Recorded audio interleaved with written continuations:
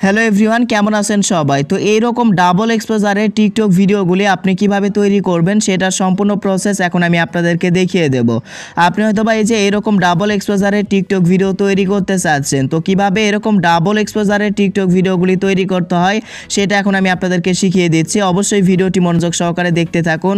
ভিডিওটি শুরু করার আগে আপনাদের কাছে ছোট্ট একটা রিকোয়েস্ট, এখনও চ্যানেলটিতে নতুন হয়ে থাকলে চ্যানেলটিকে সাবস্ক্রাইব করে দেবেন এবং আমাদের ভিডিওটি ভালো লেগে থাকলে অবশ্যই কমেন্ট করে জানিয়ে দেবেন। তো গাইজ দেখেন, অনেকেই কিন্তু বিভিন্ন ফটো দিয়ে ডাবল এক্সপোজারের টিকটক ভিডিওগুলি তৈরি করে, আর এই ডাবল এক্সপোজারের টিকটক ভিডিওগুলি কিন্তু ফর ইউতে আমরা বেশি দেখতে পাই।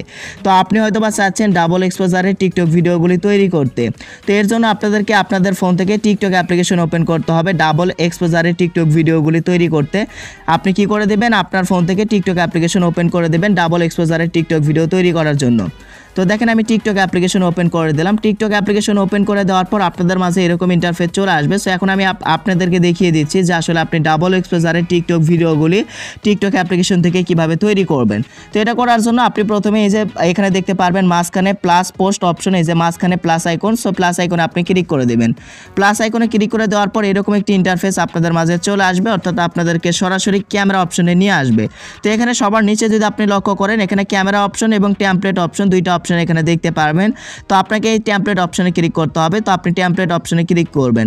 টেমপ্লেট অপশনে ক্লিক করে দেওয়ার পর এখানে অনেকগুলো টেমপ্লেট আপনাদের মাঝে চলে আসবে। এই যে দেখেন, এখানে কিন্তু 72টার মতো টেমপ্লেট রয়েছে। তো এটার মধ্যে ডাবল এক্সপোজারের টেমপ্লেটটি আপনাকে খুঁজে নিতে হবে। সো ডাবল এক্সপোজারের টেমপ্লেটটি রয়েছে 59 নাম্বারের। তো আপনাকে এখানে 59 নাম্বার পর্যন্ত স্ক্রল করতে হবে এভাবে নোক দিয়ে। তো এভাবে নোক দিয়ে আপনি কি করবেন, স্ক্রল করে একদম 59 নাম্বার টেমপ্লেটসে চলে আসবেন। তো 59 নাম্বারে ডাবল এক্সপোজারের টেমপ্লেটসটি রয়েছে। তো আপনি এইভাবে স্ক্রল করবেন এবং 59 নাম্বার টেমপ্লেটসে চলে আসবেন। দেখেন, আমি স্ক্রল করতেছি। স্ক্রল করার পরে আমি আপনাদেরকে দেখিয়ে দিচ্ছি। দেখেন, তো এইভাবে কি করবেন, আপনি স্ক্রল করে একদম 59 নাম্বার মানে টেমপ্লেটসে চলে আসবেন। তো গাইস দেখেন, আমি স্ক্রল করতেছি, এইভাবে আপনি নোক দিয়ে স্ক্রল করবেন। এই যে দেখেন 57, 58, এই যে দেখেন 59 নাম্বারে রয়েছে ডাবল এক্সপোজার নামের টেমপ্লেটসটি রয়েছে। এই যে দেখতেই পারছেন আপনারা, এই যে উপরে কিন্তু ডাবল এক্সপোজার নামের লেখা কিন্তু লেখাই রয়েছে এবং নিচে লেখা রয়েছে আপলোড 1 থেকে 2 ফটোস, অর্থাৎ আপনি চাইলে একটা বা দুইটা ফটোস এখান থেকে সিলেক্ট করে দিতে পারেন। সো দেখেন, এই যে 59 নাম্বার টেমপ্লেটসে আসার পর এখানে আপনি ডাবল এক্সপোজার দেখতে পারবেন। তো এখন আপনাকে কি করতে হবে, ডাবল এক্সপোজারের টিকটক ভিডিও তৈরি করার জন্য নিচের এই যে আপলোড ফটোস এই অপশনে ক্লিক করতে হবে।